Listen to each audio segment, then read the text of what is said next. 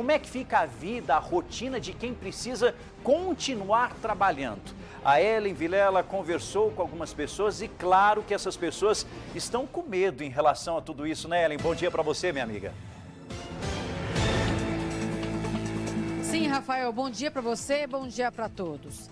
Olha só, Rafael, as pessoas que precisam trabalhar, têm que se deslocar para o trabalho, todo mundo está em alerta, fazendo, claro, atendendo as recomendações, lavando as mãos, mantendo a higiene. Só que esse trabalho também é feito com o outro. Nós somos numa farmácia, por exemplo, onde o dono da farmácia, ele se preocupa com os funcionários e também com os clientes. O que ele fez? Ele está estendendo o atendimento dele em mais de 90%, por telefone ou aplicativo de mensagem. Claro que a farmácia é um local onde a porta fica aberta, a pessoa pode entrar, mas ele tem tanta preocupação com os clientes, porque ele é um farmacêutico que trabalha em bairro, então ele está fazendo essa questão de atendimento domiciliar, né, por telefone, e a pessoa vai em casa, para que a pessoa não saia, principalmente idosos. Agora, tem vários outros exemplos, também tem a imprensa. Nós estamos trabalhando todos os dias para levar informação com credibilidade, responsabilidade para a comunidade, não podemos parar. E nós também tomamos todos os cuidados para que nada aconteça conosco, né? Mas outros setores também têm que estar às ruas. Por exemplo, o supermercado. Quem tem supermercado pode abrir as portas, só que tem que limitar a entrada e também manter as questões de higiene. Daqui a pouco vamos mostrar todas essas situações, de como é que essas pessoas estão vivendo essa rotina. Agora tem um vídeo muito interessante, nós vamos mostrar também, de trabalhadores da limpeza urbana que recolhem o lixo. E eles fizeram um vídeo mostrando que eles estão trabalhando em prol da comunidade, como sempre fazem, e estão preocupados também pedindo às pessoas para não saírem de casa, Rafael. Tá certo, Ellen Vilela, já aqui no nosso Balanço Geral, trazendo todas as informações, falando sobre os nossos trabalhadores. Você que trabalha, como é que está a sua rotina? Teve que mudar completamente, com certeza. Fique à vontade para participar, mandar o seu recado no Facebook do Balanço Geral. E também, atenção, que eu chamo a sua atenção, daqui a pouquinho, o caso de morte suspeita por coronavírus na cidade de Monte Carmelo. A família questiona a falta de um laudo conclusivo sobre a causa da morte. O Túlio Amâncio tem as informações ao vivo no nosso programa e também participa com a gente. Túlio, bom dia para você. Oi, Rafa, bom dia para você, bom dia aos amigos do Balanço Geral. O Alessandro Luiz Crocella, ele morava em Monte Carmelo, tinha 37 anos e, segundo a família, ele passou muito mal, começou a tossir, apresentar dificuldade para respirar, insuficiência respiratória. Então ele foi levado para o pronto-socorro da cidade de Monte Carmelo e depois de 15 horas de internação, ele não resistiu e ele morreu. A nossa equipe conversou com os parentes dele, o sepultamento aconteceu sem velório, os parentes, as pessoas que tiveram contato com o Alessandro nos últimos dias estão em quarentena, estão isoladas por 14 dias, por recomendação médica, porque realmente se for coronavírus, para que essas pessoas evitem passar também para outras e que até que o exame delas saiam também para saber se elas estão ou não com a Covid-19. Mas aí, o que deixou a família ainda mais chateada é essa dúvida, Rafael dos Anjos.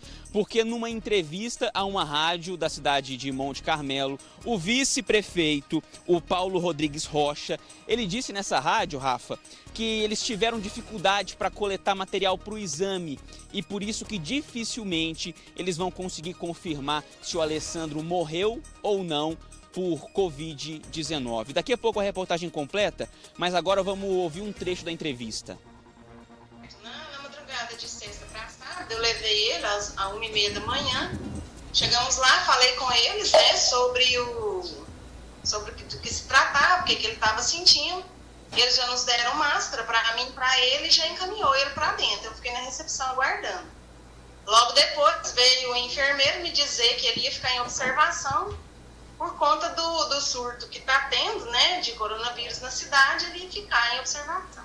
Quando foi à tarde, em menos de 12 horas, eu acredito, por volta de 4h30, mais ou menos, 5 horas, ele veio a falecer. Assunto sério que nós vamos abordar hoje no nosso programa, a família com toda a razão pedindo respostas e, claro, a gente faz esse questionamento às nossas autoridades. Todo cuidado é pouco nesse momento. E como é que ficam os outros integrantes da família? Como é que ficam as pessoas que tiveram contato com esse rapaz, com esse homem? Bom, daqui a pouco a matéria completa e a gente vai discutir sobre isso aqui no nosso programa. Continue participando, Facebook do Balanço Geral na nossa transmissão em tempo real. QR Code do Facebook na tela do Balanço para você, meu amigo, facilitar. Pega aí o seu celular, aponte a câmera do seu celular para o nosso QR Code e fique à vontade para participar, mandar o seu questionamento. O QR Code está aqui. E olha só, o Ministério Público Estadual aqui da cidade de Uberlândia criou uma força-tarefa para fiscalizar e aperfeiçoar o decreto municipal de enfrentamento ao coronavírus na cidade. O jornalista Danilo Cacheta também participa com a gente, tem as informações, o que a gente tem percebido, né, Danilo? Principalmente no começo do dia, quando eu me desloco aqui para a emissora, a movimentação, infelizmente, é muito grande. Tem muitas pessoas que não estão respeitando esse decreto que foi anunciado pelo prefeito de Uberlândia. Aí o Ministério Público teve que intervir, né? Bom dia para você. É isso, Rafael. Bom dia a você, bom dia a todos. Pois é, a questão é a seguinte, muitas perguntas, poucas respostas. Então, o Ministério Público Estadual coordenou ontem uma reunião por videoconferência com várias instituições, Polícia Civil, Polícia Militar, Vigilância Sanitária Municipal, PROCON Municipal, a Prefeitura, essas instituições todas para definir ações estratégicas para poder fazer cumprir o decreto municipal e outras regulamentações que determinam o isolamento domiciliar, a proibição de aglomerações e tudo mais. Até as pessoas, né, Rafael, estão ligando aqui no jornalismo da TV Paranaíba com frequência, enviando mensagens para a gente. E agora, com essa reunião de ontem, que eles decidiram muitas coisas interessantes, vai clarear para as pessoas até como se comportar aí a partir de agora. Bom, para começar, Rafael, o decreto estabelece um aperfeiçoamento, ou melhor, desculpe, essa reunião estabeleceu um aperfeiçoamento no decreto municipal, está aí, aperfeiçoar o decreto municipal para prever punições. Porque é o seguinte, esse decreto do prefeito Adelmo Leão, publicado na sexta-feira passada, ele não tem uma clareza sobre o que acontece com a empresa que continua funcionando. Então, essa dúvida gerou lá entre as instituições, agora vai ter, eles propuseram à Prefeitura para aperfeiçoar esse decreto de modo a colocar a empresa que continuar funcionando, tendo aglomeração de pessoas, recebendo público, ela pode ter penalidades. E quais serão os tipos de penalidades? Multa, ela vai ser fechada, etc. e tal. Então, esses detalhes serão informados no decreto. Outra questão que eles propuseram aí é também uma força-tarefa para coibir as aglomerações e suspender atividades comerciais. Essa força-tarefa vai incluir todas essas entidades que eu falei, inclusive a Polícia Militar, para poder coibir situações de aglomeração. Agora as pessoas fazem, tá, mas e aí, tem um vizinho meu aqui fazendo uma festa, pode? Não, não pode, ainda que seja em locais particulares. Se tiver aglomeração, também não pode. Então, essa força-tarefa vai tentar coibir qualquer tipo de aglomeração, seja em locais públicos ou privados, né? Então, para além disso, tem também a questão da suspensão das atividades comerciais. Restaurante está funcionando? Tem atendimento ao público? A Polícia Militar e essa força-tarefa vai chegar para suspender a atividade dele, porque não pode, né? O restaurante nem outro tem que ser só atendimento em casa, atendimento no balcão e tudo mais. Atendimento ao público com aglomeração de pessoas também não pode. Decreto também, essa reunião também colocou que as pessoas podem denunciar a partir de agora pelo número do PROCON municipal. Olha, Rafael, muito interessante isso. Eu peço a sua atenção, telespectador aqui do Balanço Geral. Uma dúvida muito grande. O que é que eu faço? Ligo no 190, o 190 estava ficando sobrecarregado com muitas coisas que não são da competência da Polícia Militar de resolver.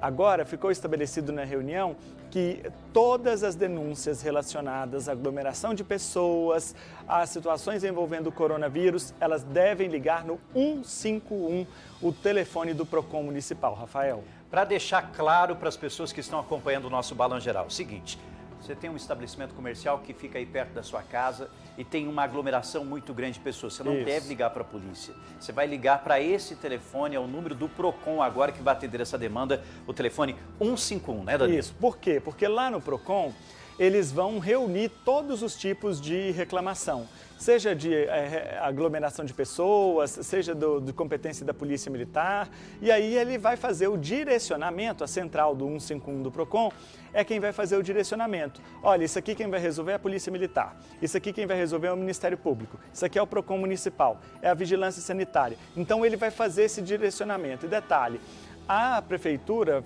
combinou lá nessa reunião de manter também fiscais da Secretaria de Posturas trabalhando à noite, exatamente para poder fiscalizar bares que estejam funcionando aí no período noturno e que não pode funcionar. Então, tudo agora lá no 151. Antes de fazer essa participação aqui com você, Rafael, fiz questão de ligar enquanto cidadão lá para o telefone 151 do PROCON para saber se já estava funcionando e ó, beleza, um atendente lá atendeu ao meu telefonema, disse que estava funcionando, que eu podia fazer a minha reclamação. Depois eu expliquei para ele que não queria fazer reclamação, eu estava só testando mesmo para explicar aqui para o nosso telespectador se de fato estava funcionando.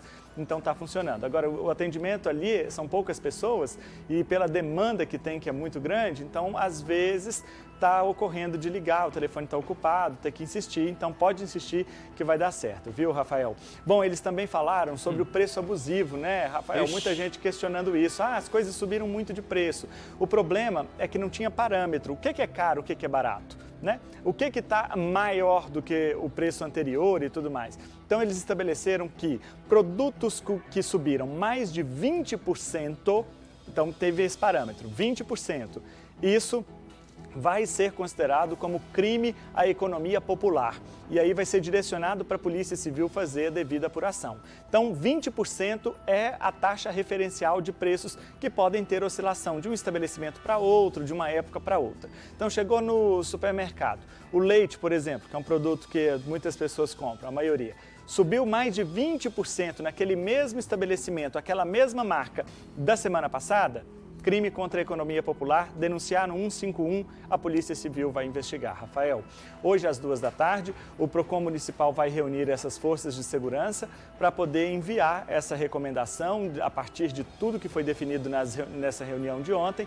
Eles vão distribuir a 15 grandes redes de supermercado aqui da cidade e a 5 redes de farmácia essa recomendação e os demais estabelecimentos serão notificados pela Secretaria Municipal de Finanças da Prefeitura de Uberlândia. Rafael. Perfeito, Danilo, explicando direitinho essa força-tarefa para que as pessoas respeitem esse decreto. Daqui a pouco o Danilo volta a trazer mais informações, participando ao vivo aqui do nosso Balanço Geral, outras ações que estão acontecendo na nossa cidade, lembrando que o objetivo é respeitar toda essa orientação, que é uma orientação que não é só da Secretaria Municipal de Saúde, eu repito, mas da Secretaria Estadual, do Governo Federal e da Organização Mundial de Saúde. Tem muita gente questionando, Rafael, como é que eu faço? Eu sou autônomo, e aí como é que vai ficar a minha situação? Realmente, eu estou extremamente preocupado com cada um de vocês, com todo mundo. É uma situação muito difícil para todos. Para quem é assalariado, tem registro em carteira, vai sofrer, infelizmente, com tudo isso que está acontecendo. E quem não tem a carteira assinada, então, meu Deus, é muito complicado. Só que essa é uma realidade que vem acontecendo não só no Brasil, mas no mundo todo. Então vamos ter prudência e bom senso nesse período. Repito, quanto antes a gente respeitar todas essas orientações, melhor será o combate ao coronavírus e, se Deus quiser, logo, logo voltaremos aí com as nossas atividades normalmente. Daniel Fernandes acompanhando o nosso balanço, a Edna Moura também, a Priscila Soares. Priscila, muito obrigado, viu? Também a Angélica Segata acompanhando a nossa programação, elogiando a explicação do Danilo. A Márcia Lima também acompanhando a nossa programação e falando o seguinte, Márcia falou o seguinte, Rafael, eu acho muito injusto. Fechamos o nosso comércio, mas os cartórios, os bancos estão fechados, tem muita fatura e cheque. Queria saber como é que eu faço. Os bancos estão funcionando normalmente porque, segundo a orientação, eles fazem parte de um serviço essencial, funcionando, mas com os critérios de segurança estabelecidos, sem aglomeração. As lotéricas também estão funcionando. Isso por enquanto, porque lembre-se, Essa é uma questão dinâmica, a cada momento a orientação muda e claro que aqui no nós do Balanço Geral estaremos trazendo a informação oficial para você.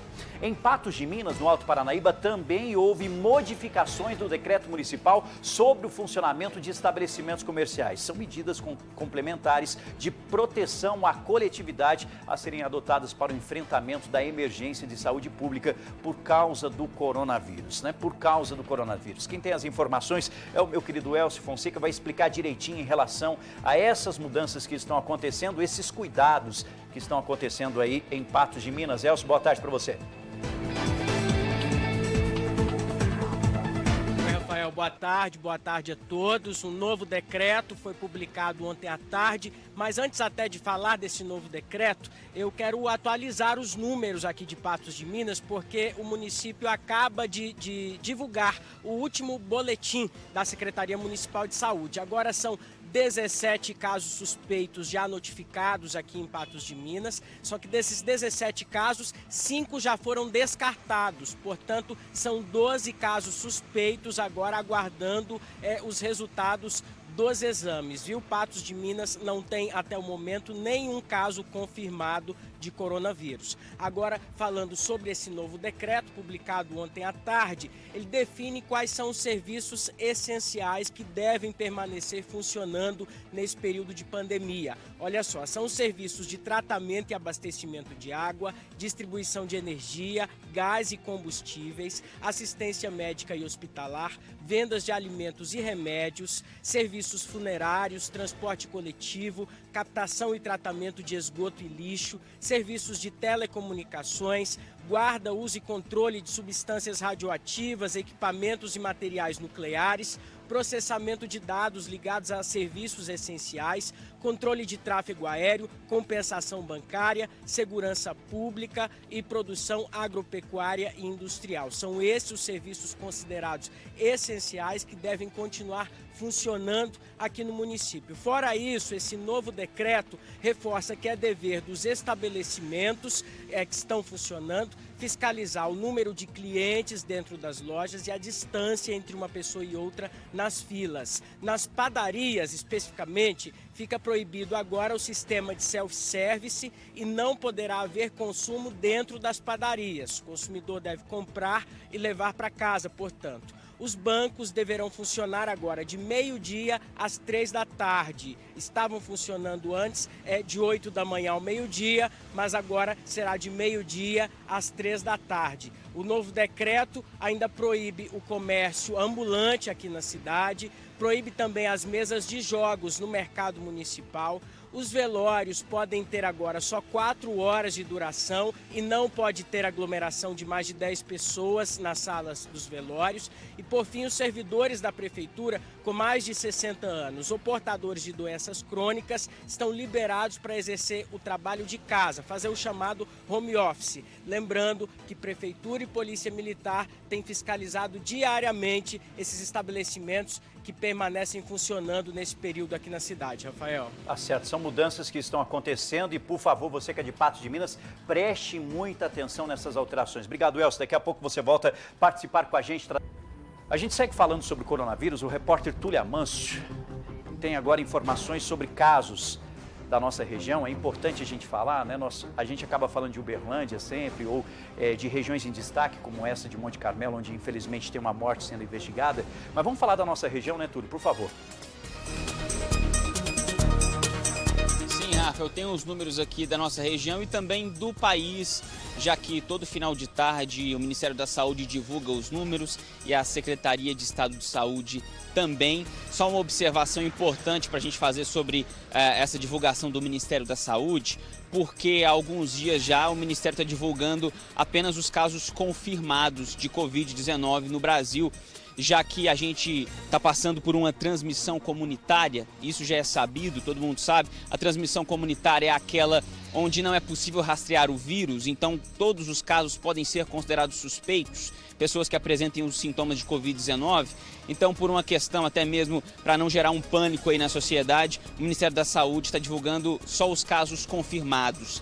E segundo o Ministério da Saúde, no Brasil todo, nós temos 1.891 casos de Covid-19, casos confirmados. Aí se a gente somar os números das secretarias de saúde dos estados, aí sai um pouco maior. Esse número vai para 1.967 casos confirmados de Covid-19 no país. Agora, vindo para Minas, Rafa, são 128 casos confirmados pela Secretaria de Estado de Saúde aqui de Minas Gerais.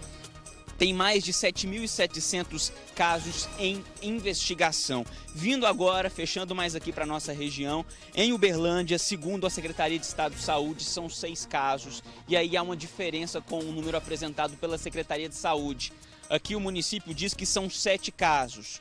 Um caso a mais confirmado de Covid-19. Agora, se a gente for passar aqui por outras cidades, Uberaba, segundo a Secretaria de Estado de Saúde, tem 3 casos confirmados de Covid-19, Campos Altos tem 1 caso confirmado e Patrocínio 1 caso também, Rafael dos Anjos. Tá certo, obrigado, Túlio, explicou direitinho, lembrando que agora essa contaminação, digamos assim, comunitária, é o que todo mundo está falando, todo mundo questiona, o que é isso, Rafael? Acontece o seguinte, agora eu posso passar o Covid-19 para o Túlio pode passar para mim, a gente não teve contato nenhum com o exterior, por exemplo, já é uma contaminação que está aqui dentro da nossa cidade, dentro da nossa realidade.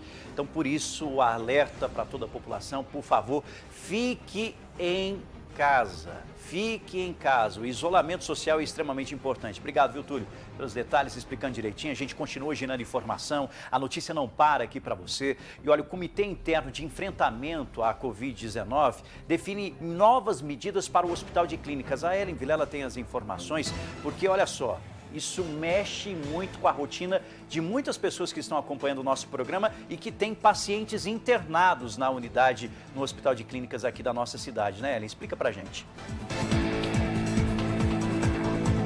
Sim, Rafael. Essas informações dizem respeito à visitação dessas pessoas. Essa nota foi enviada à nossa redação, agora há pouco chegou para nós e diz o seguinte: como prevenção e controle da disseminação do coronavírus, o Comitê de Enfrentamento à Covid-19 do Hospital de Clínicas da Universidade Federal de Uberlândia decidiu suspender, a partir de hoje, dia 24 de março, as visitas aos pacientes internados no HC. Está suspensa também a permanência de acompanhantes, exceto para os pacientes com alta dependência, conforme a avaliação da equipe de enfermagem, e para os que pertencem aos grupos definidos em lei. Quem são essas pessoas? Crianças e adolescentes, mulheres grávidas e em pós-parto, pessoas com deficiência e idosos. Rafael? Tá certo, perfeito, Ellen Vilela. Eu acho que essa é uma medida extremamente importante. Lembre-se, Ellen Vilela vai explicar melhor que a gente sobre isso, melhor que eu sobre isso. Hospital é uma área, né, Ellen Vilela, extremamente perigosa, de extremo risco. Por quê? Porque a pessoa que está doente ou a pessoa que está com o vírus, ela vai estar lá. Ela vai estar nessa unidade hospitalar. Então, quanto mais evitarmos uma unidade hospitalar, irmos só em casos de urgência mesmo, melhor para a nossa população, né, Ellen? Sim, Rafael, lembrando que os ambientes hospitalares têm muitas bactérias, vírus, pelo próprio local que está ali. Quando a pessoa sai de casa e vai até um hospital, ela pode estar carregando também vírus e bactérias, que vão chegar a esses ambientes e prejudicar os pacientes que estão se recuperando. Quando uma pessoa tem o direito a acompanhante conforme a lei, é uma pessoa que é deficiente, uma grávida, um idoso, uma criança, um adolescente. Essas pessoas podem ter esse acompanhante. Agora, as visitas estão suspensas, para que essa população que está internada não seja alvo também do coronavírus. Então, as pessoas entenderem nesse momento que não é a hora da visita, é a hora de ficar em casa e pedir, né, rezar para que o seu ente querido que está internado fique bem, se recupere bem. Assim, a pessoa pode colaborar. Agora, indo na visitação, fazendo essa visita, esse familiar ele não colabora. Ele pode só prejudicar essa pessoa nesse momento que ela precisa ficar isolada. Rafael? Tá certo, ela explicou direitinho. Você participando comigo através do Facebook do Balanço. Anderson Lima comenta esse assunto. Rafael, ir aos hospitais iguais é fria mesmo, não vai. O Rony manda recado, Ronin, os repórteres deveriam usar máscaras. Não, Rony, a gente já falou quantas vezes aqui, quem é que tem que usar máscara? Não é uma orientação nossa, mas uma orientação dos especialistas na área da saúde. quem está doente que usa uma máscara. Ah, eu estou gripado, não sei o que, aí eu tenho que utilizar uma máscara. Ah, eu tenho um problema sério, problema de saúde mais sério, tenho que me deslocar, aí eu tenho que utilizar a máscara. E claro, quem trabalha em contato direto com a nossa população, principalmente os agentes de saúde. Porque se todo mundo for comprar máscara, daqui a pouco quem realmente precisa, que é o nosso querido servidor que trabalha, por exemplo, no hospital de clínicas, a nossa querida enfermeira, o técnico de enfermagem, a atendente, o médico, daqui a pouco não vão ter máscara. E aí, como é que fica? A situação é muito difícil, né? Então, por favor, fique esse alerta para você que acompanha a nossa programação, mas fique à vontade, continue participando com a gente. Você que é motorista de aplicativo, daqui a pouco eu tenho uma reportagem para você, viu? Reportagem que vai falar sobre os motoristas de aplicativo. Tem muitas dúvidas, muita gente participando. Eu vou mostrar os detalhes para você. E outra coisa, para você entender a situação do coronavírus e todas essas ações que estão acontecendo no Brasil, vou trazer um exemplo do que está acontecendo na Itália, infelizmente. Daqui a pouco nós vamos conversar com uma uberlandense que mora na Itália. Já já ela vai falar sobre a situação que está vivendo lá na região. Daqui a pouco, aqui no nosso programa, eu vou explicar direitinho para vocês. Agora tem um outro questionamento em relação ao coronavírus. Deixa eu chamar meu amigo Elcio Fonseca para participar com a gente. Uma indústria foi autuada em Patos de Minas após descumprir regras do decreto de combate ao Covid-19. Ô Elcio, que regras foram essas? Explique para a gente, por favor, em relação a isso. Pois é, Rafael, nesse caso foi uma regra básica, viu? Uma das regras principais aqui nesse período de pandemia, a questão da aglomeração de pessoas. Os fiscais da prefeitura e policiais militares estão fazendo fiscalizações, percorrendo esses estabelecimentos que permanecem abertos, funcionando aqui na cidade. E nessa empresa de alimentos no bairro Cidade Nova, aqui em Patos, eles viram que tinha aglomeração de funcionários, tanto dentro como fora da sede da empresa também. Detalhe que essa empresa tem mais de 900 funcionários. Portanto, eles flagraram essa aglomeração de funcionários. Os policiais até deram voz de prisão para o diretor administrativo da empresa, só que depois ele acabou assinando um termo circunstanciado de ocorrência lá na própria empresa, nem foi levado à delegacia. Mas a empresa foi autuada pelos fiscais da prefeitura e também pela polícia militar. Nós vamos até conferir agora a entrevista de um dos policiais que esteve lá nessa empresa de alimentos ontem e participou dessa ocorrência lá, dessa fiscalização. Vamos conferir. Um fluxo de pessoas muito grande. Então, um fluxo de pessoas muito grande no ponto de ônibus de frente à empresa. Um fluxo muito grande no estacionamento da empresa, motocicleta, bicicleta, veículos. Um fluxo muito grande na entrada da empresa, no local onde os funcionários entram, principalmente no horário de troca de turno. Fluxo também no local de bater o ponto, né, o ponto do funcionário. Outro local que é crítico, vestiário, onde as pessoas trocam de roupas para prestar o serviço, né, na hora da saída e da entrada também. Grande esse fluxo. No pátio da empresa, durante essa troca de turno também, o funcionário senta no banco, um encosta no outro. Então, assim, todos esses locais que eu falei que são críticos, não havia nenhuma medida específica da empresa, nenhuma fiscalização da própria empresa, que cabe à empresa fiscalizar, com medidas preventivas para evitar qualquer disseminação, né, principalmente do coronavírus.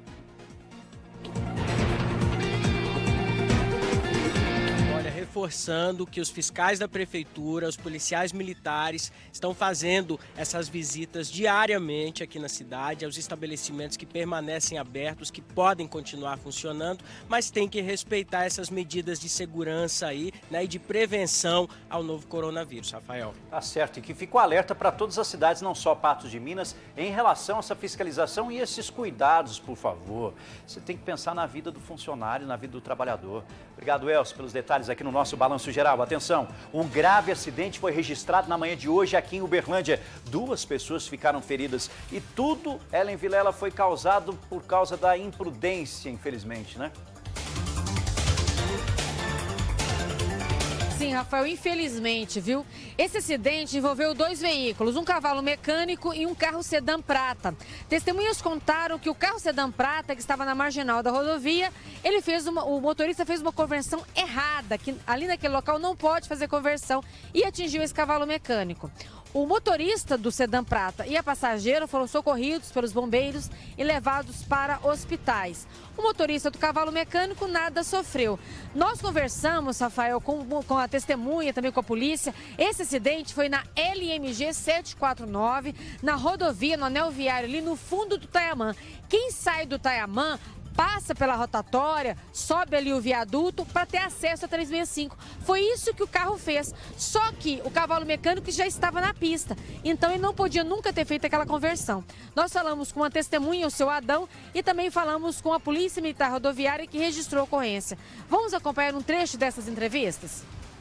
O rapaz desse caminhão vinha ali assim, ó, e esse, o do carro pegou e entrou aqui para retornar. Aí esse caminhão aqui ainda tentou sair dele ainda. Quando ele jogou pra cá não teve jeito mais, ele bateu, rodou e caiu lá no chão. O condutor do Vectra, ele saiu da marginal lateral e foi tentar uma manobra de retorno no local proibido. Aí nesse mesmo momento, seguindo o fluxo, veio o caminhão e colidiu no Vectra. O veículo e o caminhão, né, que colidiu com o Vectra, ele está em situação regular, né, vai ser ressarcido ao proprietário. Já o veículo Vectra que acidentou, ele vai ser removido ao pátio, documentação atrasada e o condutor inabilitado. As vítimas do Vectra sofreram escoriações graves aí, foram socorridas até o I. Roosevelt. A princípio, fazer uma triagem lá e, se tiver algo mais grave, ser levado ao PS da UF para procedimentos cirúrgicos. Rafael, a batida, né, a colisão entre os veículos foi tão forte que o carro foi parar no barranco, no meio do mato. E o trabalho dos bombeiros foi intenso ali para retirar o motorista e também a passageira, também isolar toda a parte elétrica do carro para evitar algum tipo de incêndio ali naquele local. Então foi um trabalho de mais de 1 hora, inclusive o trânsito, ele foi fechado de um lado e do outro também e foi do sistema para e siga. A pessoa esperava um pouco, né, como a gente vê quando tem algum tipo de conserto na pavimentação, reforma na pavimentação, então o policial foi ali balizando o trânsito, digamos assim, para não acontecer nenhum acidente. Esta pista, que é onde teve esse acidente aí, não tem, ela é uma pista simples, ela tem exige um cuidado redobrado dos motoristas. Por quê? Como é uma pista simples e é saída e entrada de bairro também, acesso para a rodovia, o trânsito ali é pesado de cargas, viu, Rafael? Dá acesso ao distrito industrial e também a saída de Uberlândia sentido Monte Alegre, Tuiutaba, Goiânia. Rafael? Obrigado, Ellen. A gente torce pela recuperação dos envolvidos e, por favor, muito cuidado no trânsito, tá? Muito cuidado. Um carro pegou fogo em Araguari. O Túlio Amâncio volta a participar com a gente e tem as informações em relação a esse caso. Atenção, moradores de Araguari. Como é que foi isso, Túlio?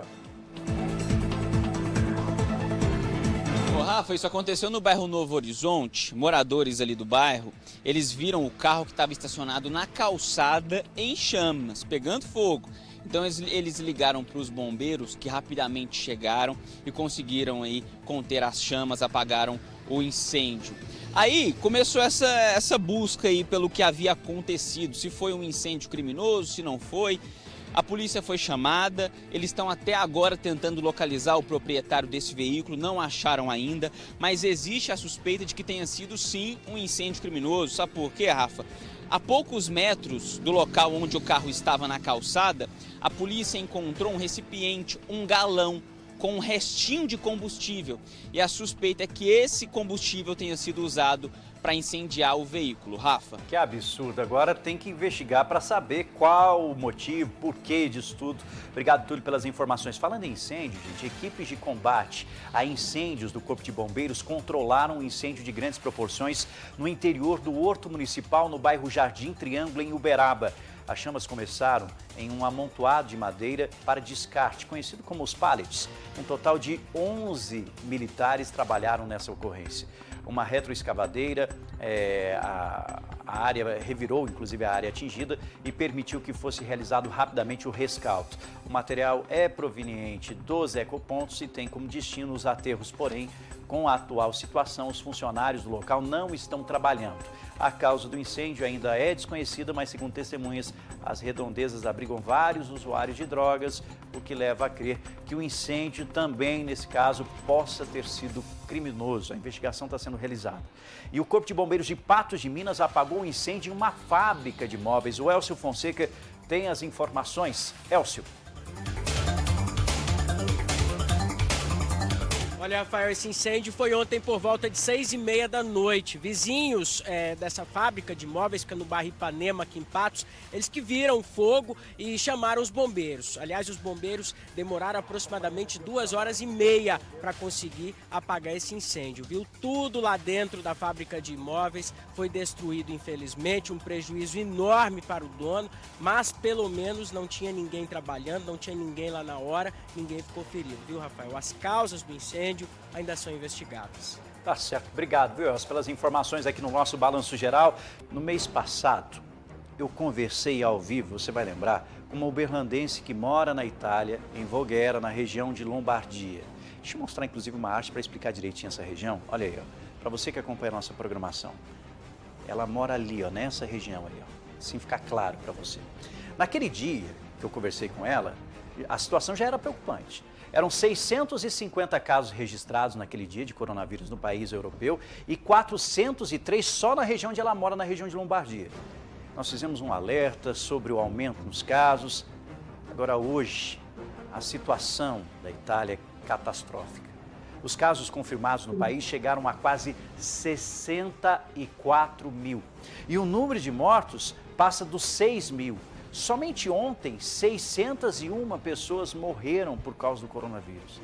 Então, nós vamos fazer o seguinte, para você prestar atenção e entender que é extremamente sério esse isolamento social, eu volto a conversar com a Fabiana Nascimento, ela que é daqui da nossa cidade, mora há alguns anos na Itália. Fabiana, mais uma vez, muito obrigado pela disponibilidade de estar conversando com a gente. Naquele período que a gente conversou, a situação era bem diferente. Hoje nós tivemos números aí que são números assustadores, mas que, comparado aos últimos dias, diminuiu, mas ainda não dá para festejar, porque nós tivemos dias, por exemplo, na Itália, que quase 800 pessoas morreram em menos de 24 horas. Como é que está a situação aí e esse processo de isolamento social? Boa tarde para você, Fabiana.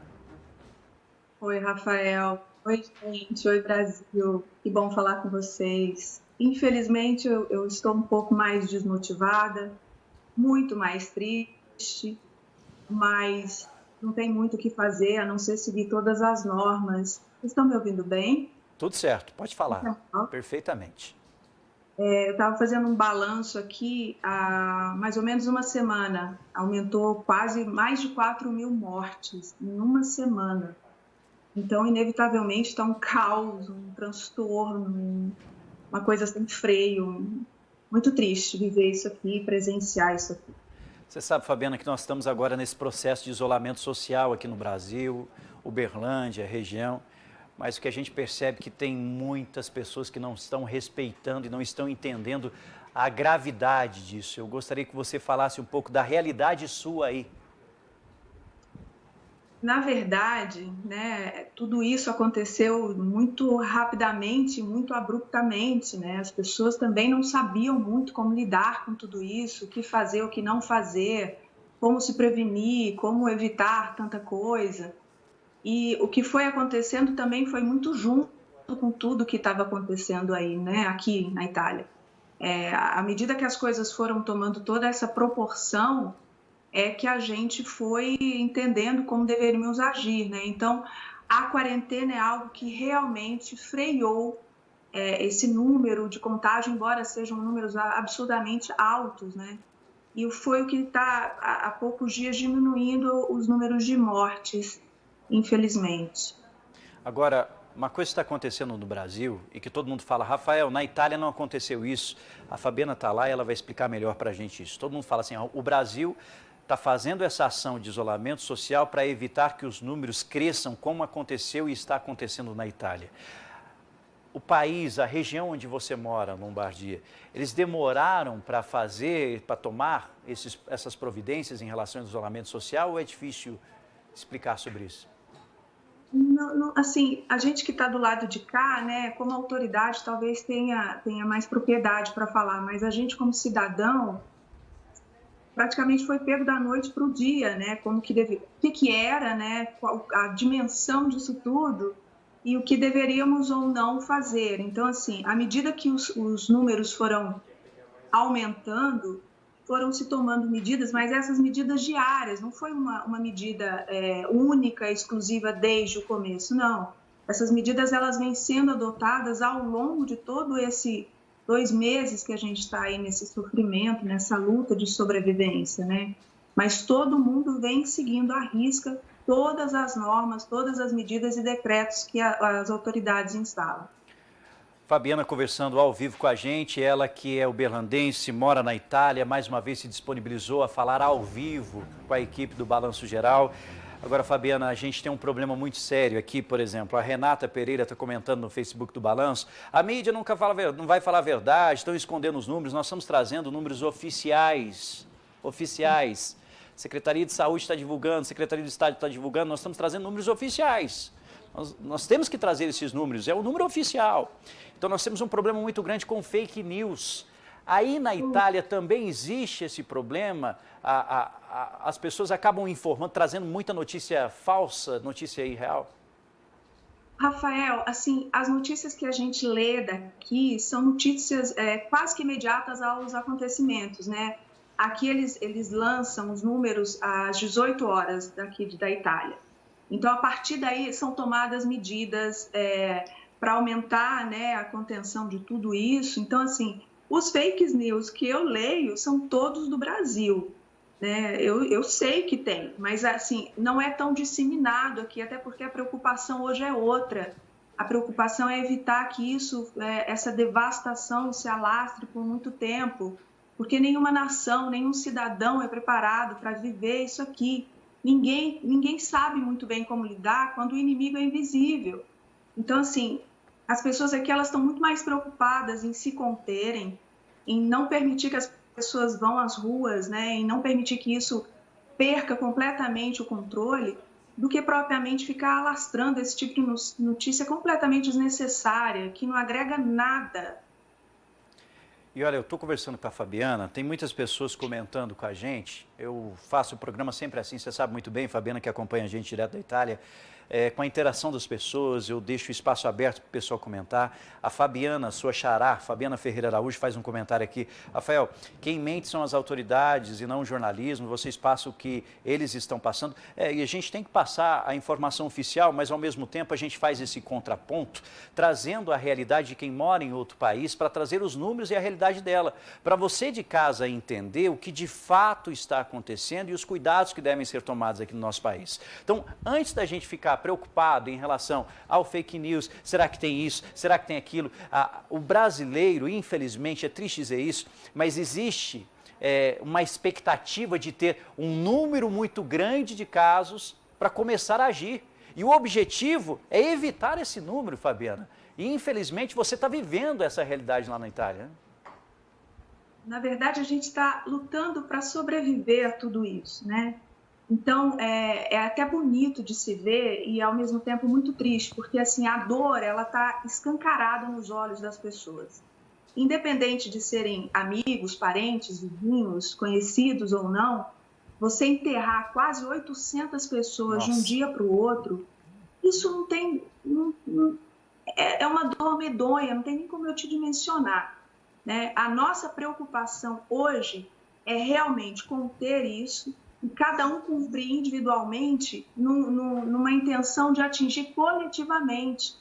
Ninguém está preocupado aqui em números, a gente está preocupado muito pelo contrário, em que esses números tornem-se insignificantes, mas para isso que cada um fizer o seu, é só esse o caminho. Não tem como você evitar tudo isso se você não fizer a sua parte. Aí as pessoas podem te dizer ou me perguntar, eu não posso deixar de trabalhar, não posso ficar de quarentena. Meu marido está trabalhando até hoje e nem por isso deixa de tomar todos os cuidados necessários antes de entrar dentro de casa, porque ele sabe que eu estou aqui, ele sabe que eu não saí. Então, se ele trouxer esse tipo de coisa aqui para casa, vai contaminar 2 e mais 2 que vão passar por toda essa dor que já é tem nem como te dimensionar. Então, a gente não está muito preocupado com o número, não. A gente está preocupado em cumprir tudo o que está sendo dito, levar a sério.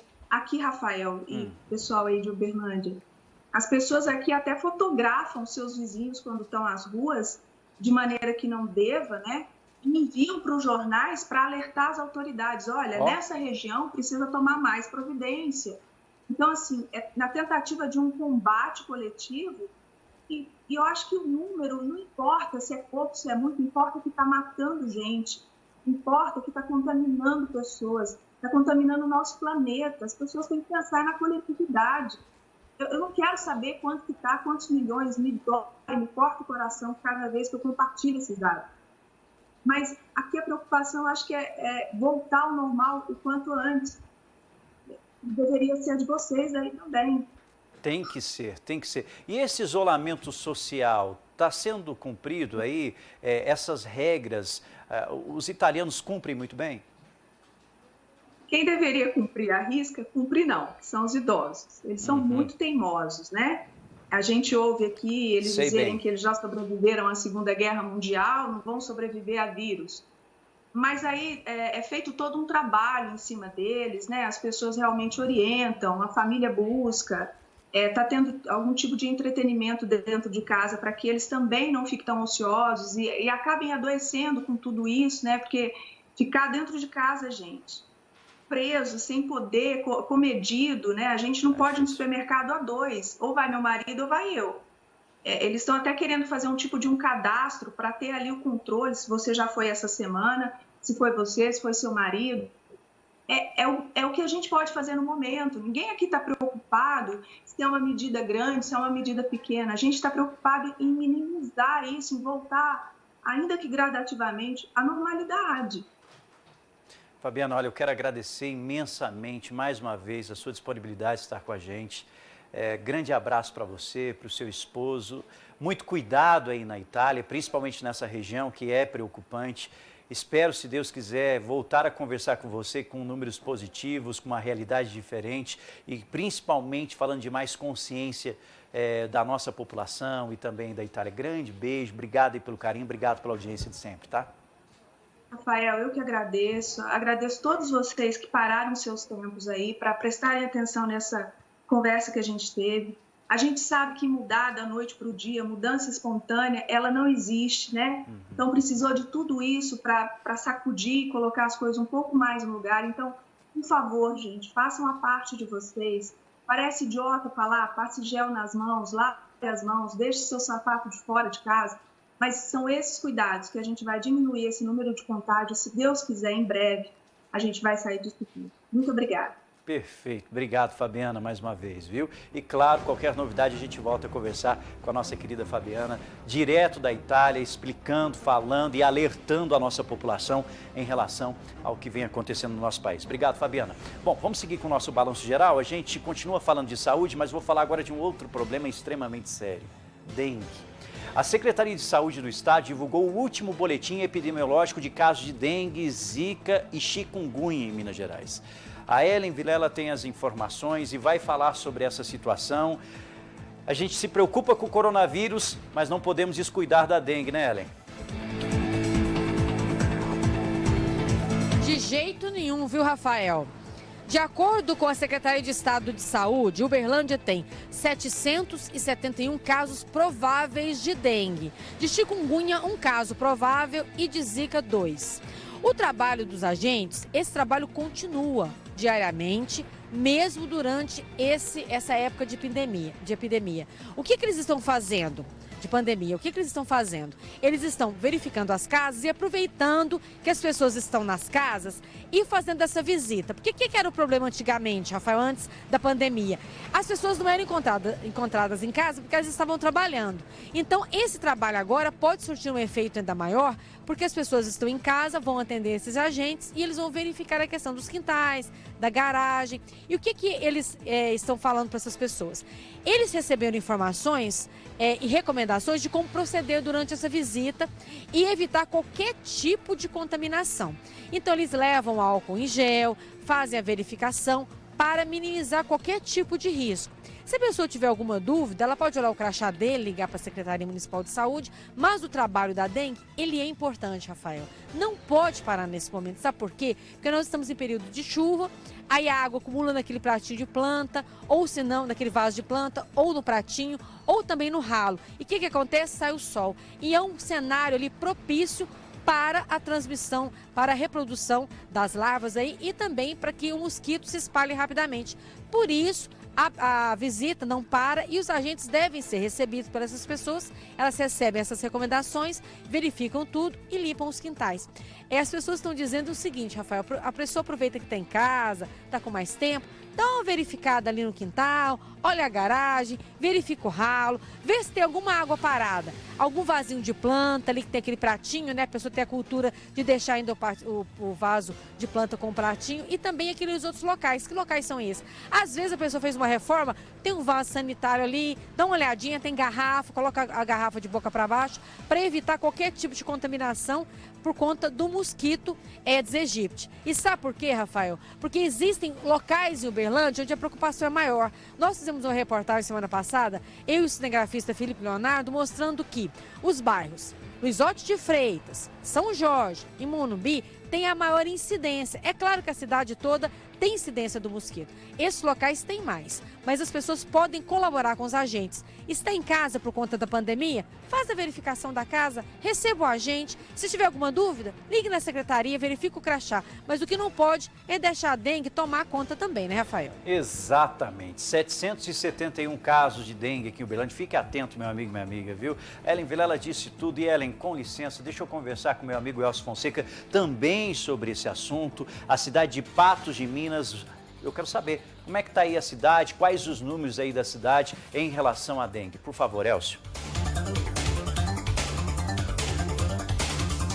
Rafael, aqui também a coisa está séria, viu? São mais de 400 casos suspeitos já notificados, só este ano, aqui em Patos de Minas, casos suspeitos de dengue, e mais de 45 confirmados, ou melhor, exatamente 45 casos confirmados até o momento. Só neste ano de 2020, portanto, situação muito séria. A população não deve esquecer da dengue em momento nenhum, não deve esquecer de fazer o combate, principalmente dentro de casa, né? Já que está todo mundo dentro de casa, a ordem agora é para ficar em casa, né? Vamos todo mundo cuidar principalmente do quintal, aí dos quintais, é onde os agentes de combate a endemias costumam encontrar os focos do mosquito transmissor da doença. Eu estou aqui com a Suelene. A Suelene é agente de combate a endemias aqui no município, vai contar mais pra gente sobre a situação aqui de Patos, uma situação grave, lembrando que ano passado Patos viveu a maior epidemia da história, 6 mortes aqui na cidade por causa da dengue em 2019, não é, Suelene? Agora nesse ano a situação complicada até o momento de novo, né? Boa tarde. Boa tarde, exatamente. O município de Patos de Minas enfrentou a maior epidemia de todos os tempos no ano passado, com alto número de casos e até com registro de 6 óbitos. Esse ano nós já temos 429 casos notificados, ou seja, casos suspeitos de dengue. Desses, 45 já foram confirmados. Então, nesse momento, a gente vem pedir a toda a população patense que vistorie mesmo seus quintais, elimine os possíveis criadouros, aproveite esse tempo de quarentena mesmo para zelar pela sua saúde também no combate ao mosquito Aedes aegypti. Perfeito. Vocês, agentes de combate à endemia, vocês continuam, mesmo nesse período de pandemia de coronavírus, continuam com as visitas domiciliares. Os agentes têm ido de casa em casa lá fazer a vistoria, não é? Exatamente, Elcio. Nós estamos tomando todos os devidos cuidados. Os agentes com qualquer sintoma de gripe ou agentes do grupo de risco, como hipertensos, diabéticos, eles não estão realizando as visitas domiciliares para que não coloque em risco a saúde deles nem a da população. Então, os agentes que estão trabalhando, eles estão saudáveis, eles batem a porta do morador e pedem autorização para entrar. Estamos recebendo muitas recusas, nós entendemos a população nesse momento, informamos que posteriormente nós vamos retornar àqueles imóveis. Esperamos que a situação crítica passe logo. A recusa é por causa do medo do coronavírus? Exatamente, Elcio. A população está assustada, com medo do coronavírus, muitos se isolando mesmo nessa questão de quarentena, que é como deve ser feito. Então, diante disso, a gente pede à população que está na sua casa, em quarentena, para que vigie mesmo, elimine os possíveis criadouros, vistorie suas calhas, as vasilhas de água do cachorro, do gato, da galinha, lave mesmo com a bucha, elimine a água parada dos pratinhos embaixo dos vasos de planta, elimine todo e qualquer criadouro do mosquito que exista ali na sua casa. Nós vamos continuar realizando os mutirões, recolhendo material inservível nos terrenos baldios, mas nas residências nós precisamos do apoio da população. Perfeito. Agora, quer dizer, o morador tem a opção de não deixar o agente entrar, mas é indicado que deixe, já que você disse aqui que quem está trabalhando é porque está saudável, não está com nenhum problema de saúde no momento, né? Sim, nós estamos tomando os devidos cuidados, o morador está no direito dele resguardado, caso ele não nos autorize a entrar. Nós voltaremos em um momento posterior.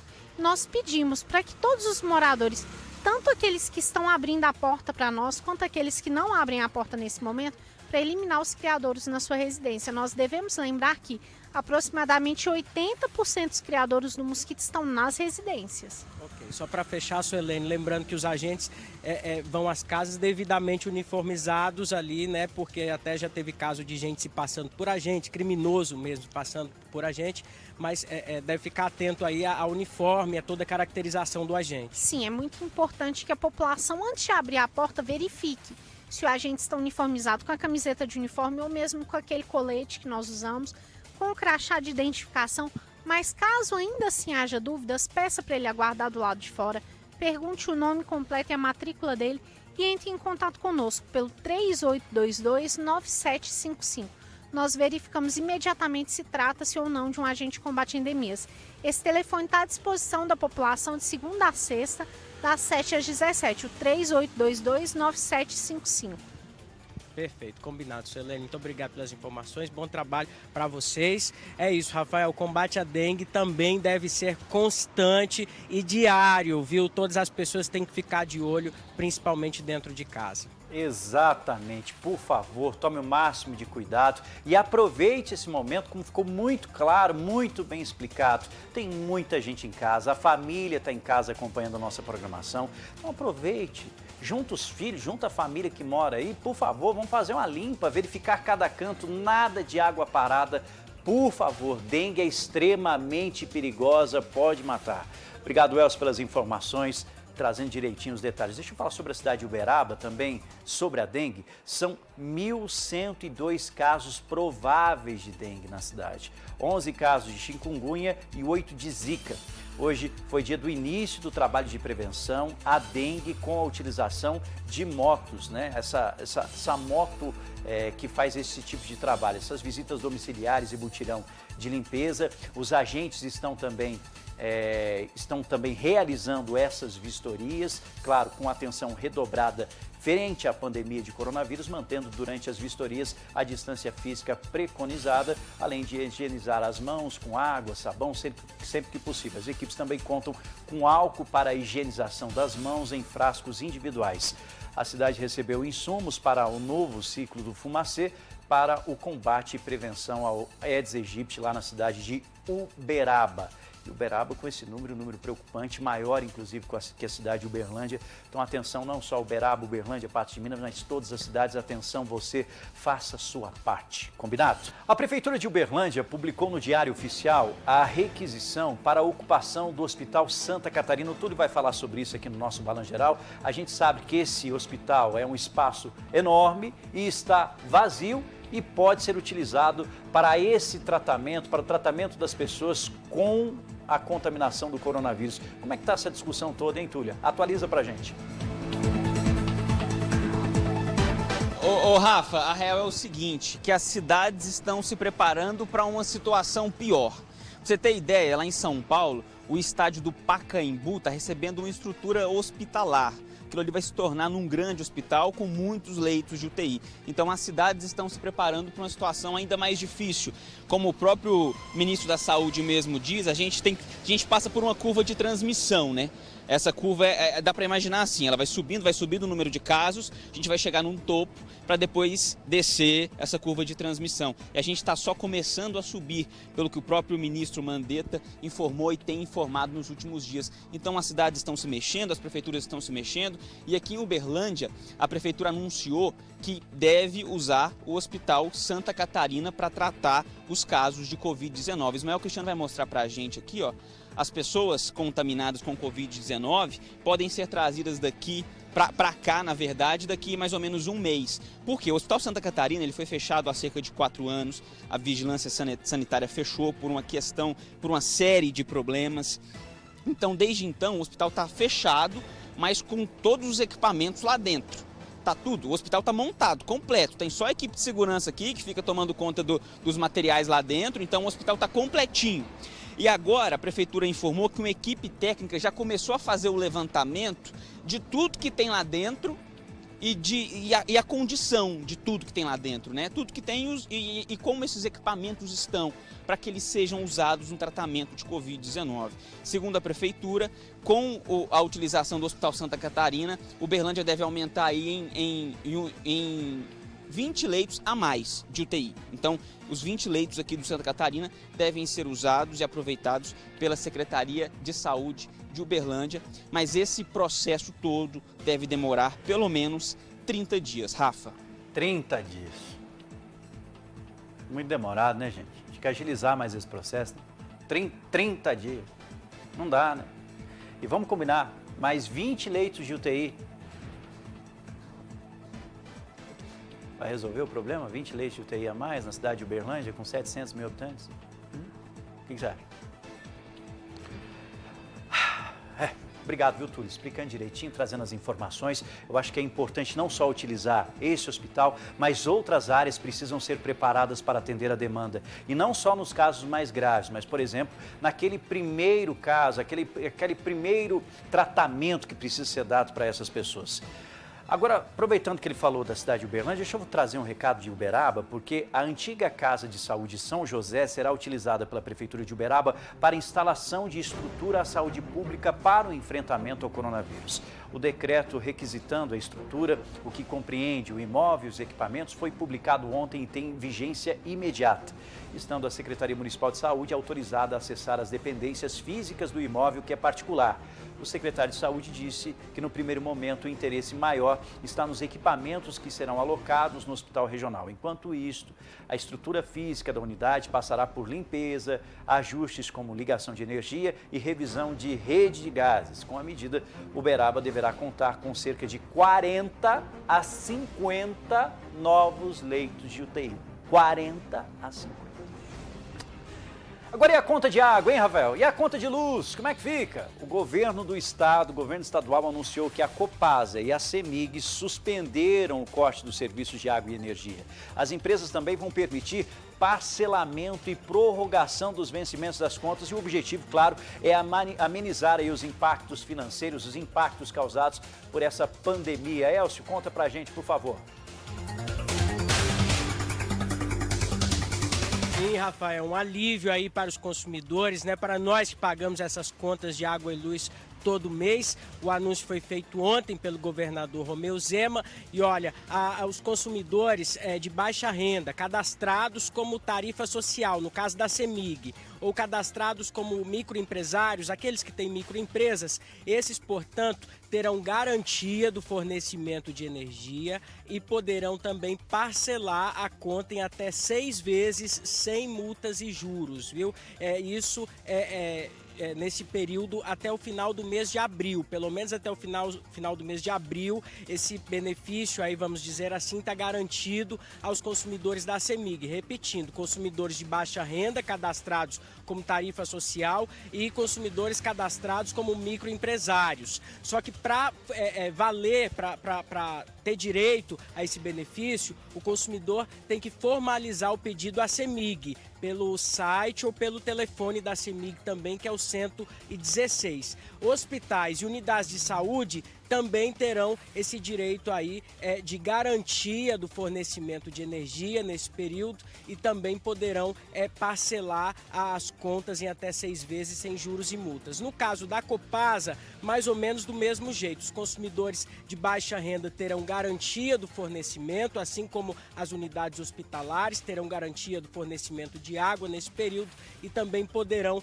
parcelar as contas aí em até 6 vezes sem juros e multas. Isso para cidades atendidas pela Copasa e pela CEMIG no fornecimento de água e luz. O governador até disse que no caso das outras cidades que são atendidas por outras concessionárias de água e luz, ele deu uma orientação a essas outras concessionárias que sigam essa mesma linha, que também garantam esses direitos aí aos consumidores. Mas aí fica a cargo de cada concessionária se vai seguir ou não. Portanto, a dica é cada cidadão, né, na cidade aí que não é atendida pela CEMIG nem pela Copasa, procure saber como é que vai funcionar para poder também, quem sabe, contar com esses benefícios, Rafael. Exatamente. E fica a dica, né? Simples, fica a dica. O que você acha, né?